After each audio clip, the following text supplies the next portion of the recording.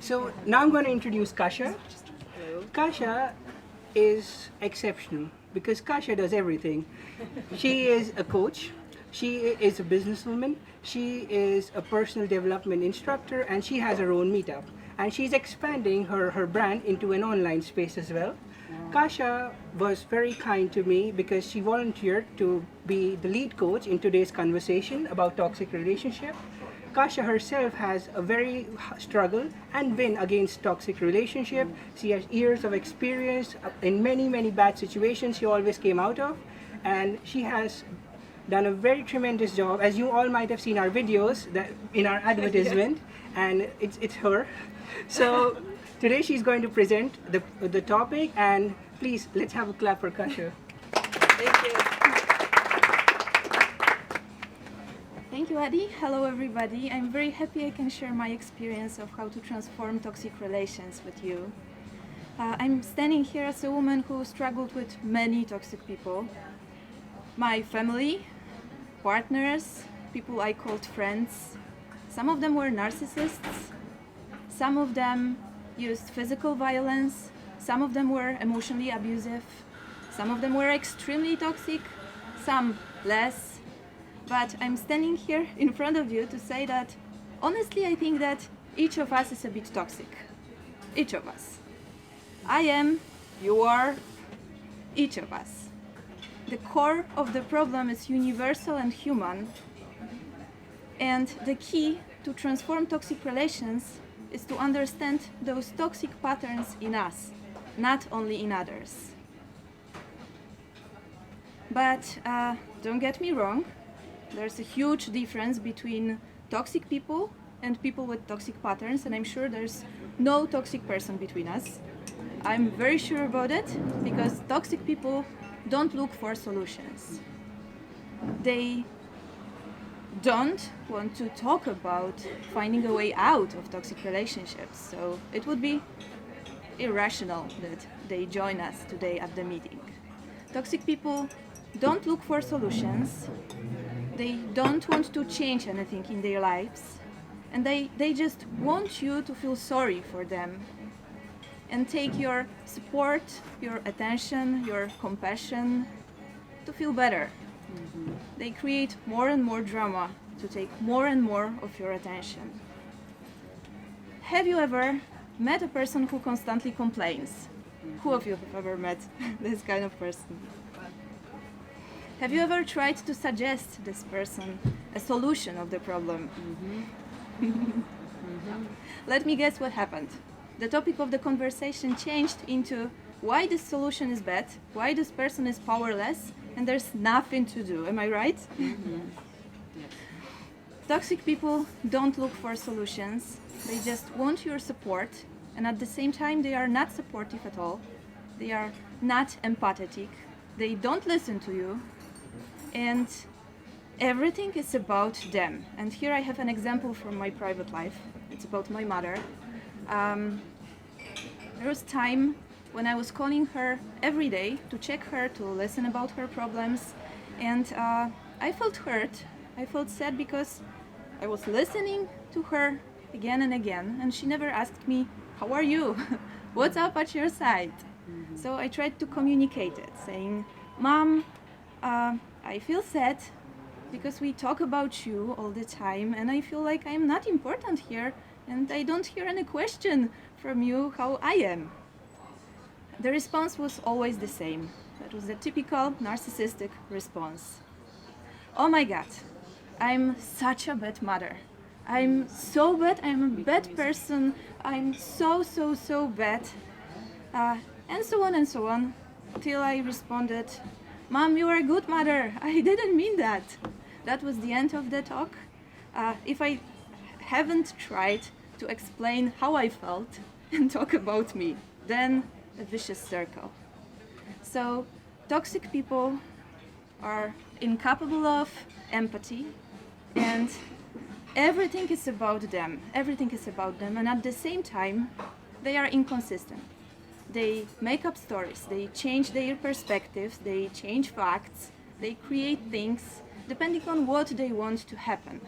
And here I have another personal story for you. This is a story about a toxic person I cut ties with. At the beginning, I was the worst person in the world there. But after some time, this person found someone else who she blamed for me not being in touch. And everything I said to explain why I don't want to be in touch, everything just magically disappeared. Everything that happened between us was forgotten. And now I'm not a bad cop anymore. I'm clean there. I'm a good person. My image changed magically. Toxic people are inconsistent. Toxic people make up things. And toxic people are completely not distant. There's no space for self-distance.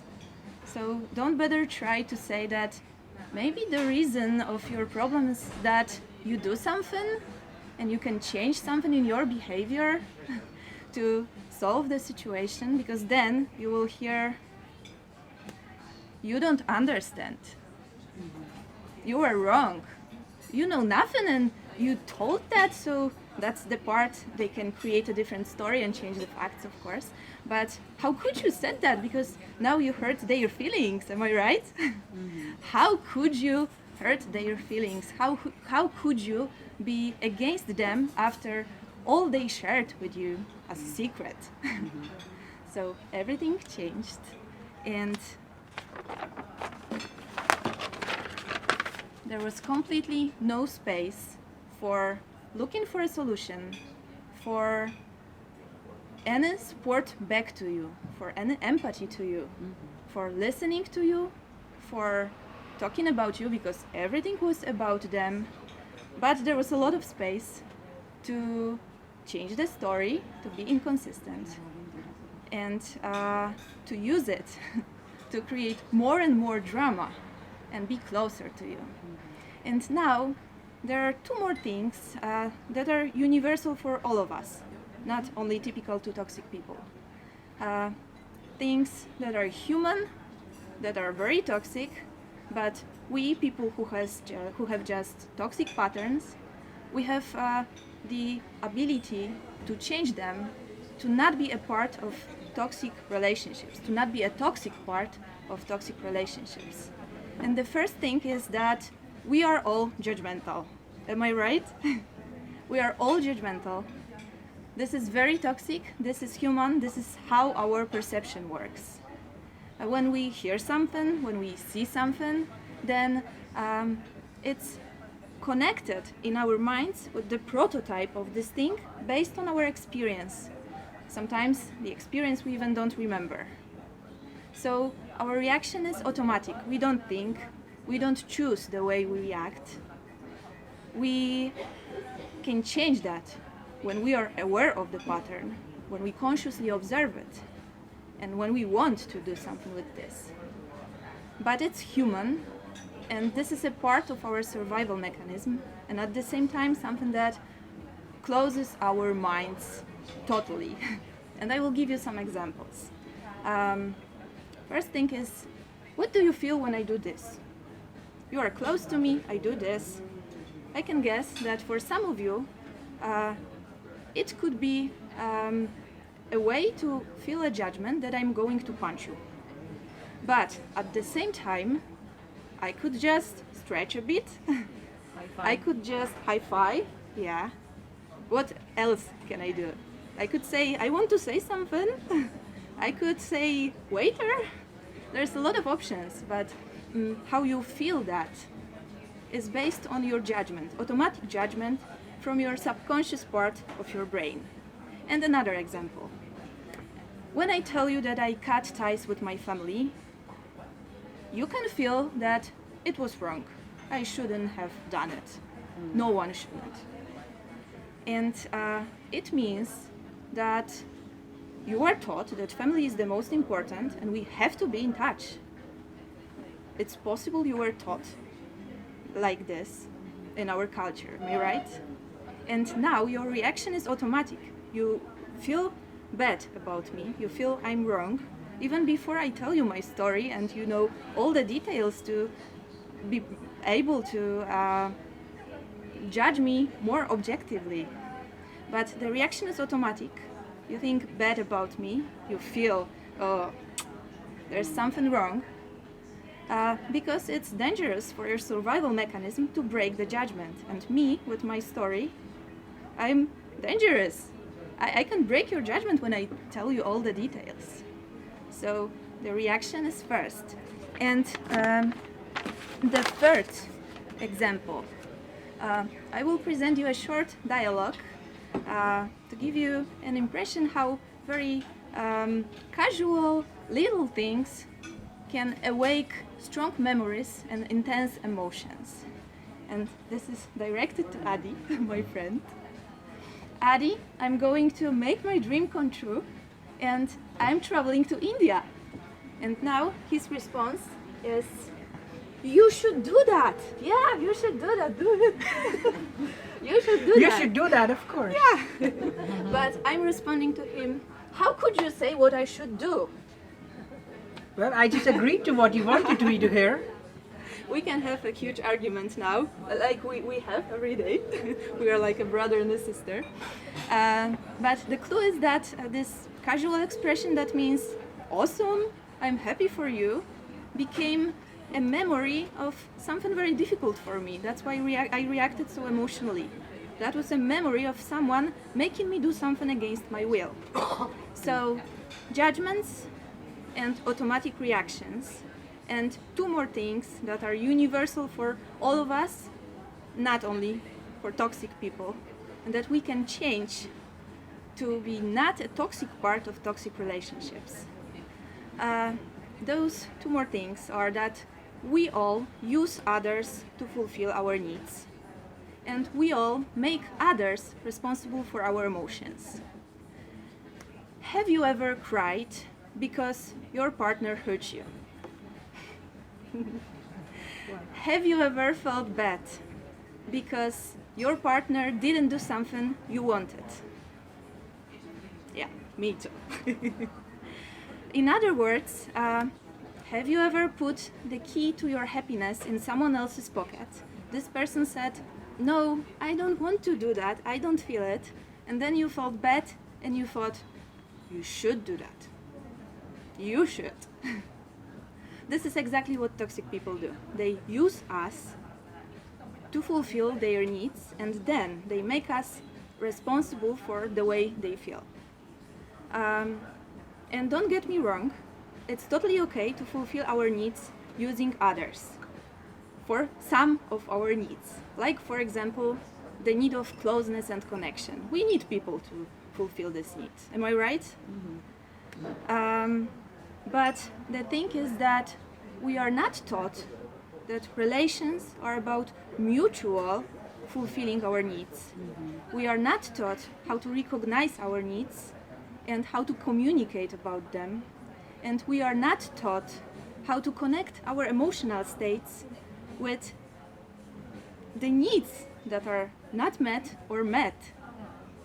So let's take this example of the need of closeness, but it could be something else. It could be any of our needs. That's no difference, and the mechanism is every time the same. When we are adult, we are responsible for fulfilling our needs. I can come to you closer and say that I have a need of closeness, I would like to hug you.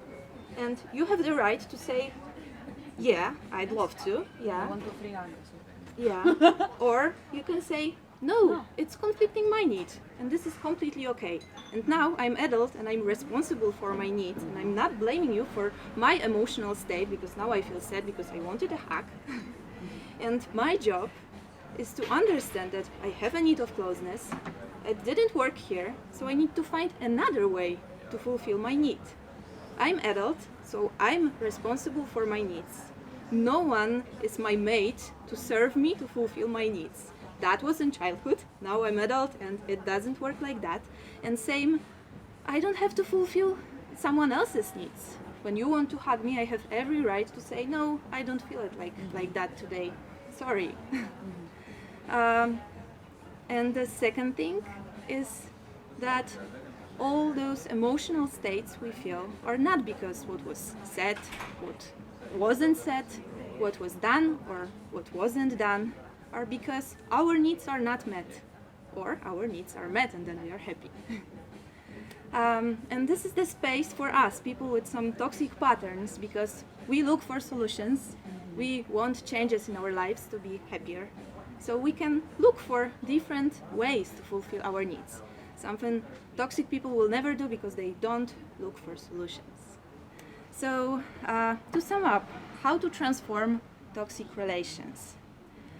The first thing is to deeply understand those 4 patterns, that we make judgments, that we react automatically, that we use others to fulfill our needs, and we blame others, we make others responsible for our emotional states.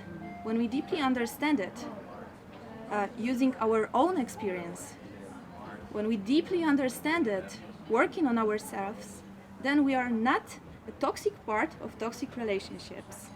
And then we are more and more skilled in listening to toxic people, not taking what they do or say personally. We can listen to a story of what they need, how they feel, what they survived in the past, what is their traumatic experience that makes them reacting so difficult. Then we are able to not take it personally. We are distant and we are focused on fulfilling our needs, saying, no, this is the place I'm setting the boundary. The second thing is that we need to set the boundaries. We need to listen to them, listen to their stories, not taking it personally, and it's possible when you practice it with ourselves, and then we just set boundaries. I'd like to invite you to some short exercises about listening, reading what's behind the words and actions, and setting boundaries, saying no as the answer for the very, very toxic expressions. We will do it after a short break in small groups with coaches. And I want to wish you luck with all the toxic relationships and your toxic patterns. I want to say that I have huge experience with toxic people, and from my experience, it's possible to transform toxic relations. It takes a lot of time, a lot of effort, but when we change ourselves there, when we change our behaviors and the way we read them, we can observe how all the dynamic between us is changing. And when we see the changes, it's worth it if we care of this person and if we want to continue this relation. But sometimes, and I had relations like that, so I decided to cut ties. It's like you do everything and nothing changes. This person doesn't want to let you set your boundaries. There's completely no respect for what you need. So this is not the definition of relation. Relation is about mutual fulfilling our needs. And then for me it's a waste of my effort, waste of my time. And I wanted to say here that it's okay to cut ties with people when we don't feel good there, when we feel discomfort, when we feel hurt. It's okay, and there are a lot of people who do it. And if you need a talk about it, if you are in a difficult situation with a toxic person and you feel there's no progress, no hope, I'm here to talk with you and to share more of my experience. Thank you very much for listening. Wish you luck, and that's the end. Thank you, Kasia, for the presentation.